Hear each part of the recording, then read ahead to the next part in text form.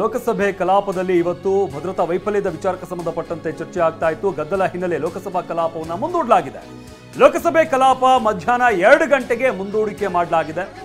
ವಿಪಕ್ಷಗಳು ಗದ್ದಲ ಕೋಲಾಹಲ ಎಬ್ಬಿಸಿದಂತ ಹಿನ್ನೆಲೆಯಲ್ಲಿ ಲೋಕಸಭಾ ಕಲಾಪವನ್ನು ಮುಂದೂಡಲಾಗಿದೆ. 2 ಗಂಟೆಗೆ ಮಧ್ಯಾಹ್ನ 2 ಗಂಟೆವರೆಗೂ ಕೂಡ ಕಲಾಪವನ್ನು ಮುಂದೂಡಿ ಆದೇಶವನ್ನು ಹೊರಡಿಸಲಾಗಿದೆ.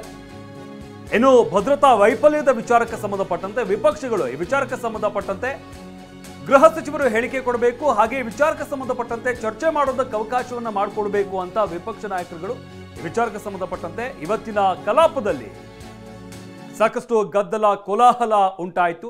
ಈ ಹಿನ್ನೆಲೆಯಲ್ಲಿ ಸದ್ಯಕ್ಕೆ 2 ಗಂಟೆಗೆ ಕಲಾಪವನ್ನ ಮುಂದೂಡಿ ಆದೇಶವನ್ನ ಹೊರಡಿಸಲಾಗಿದೆ.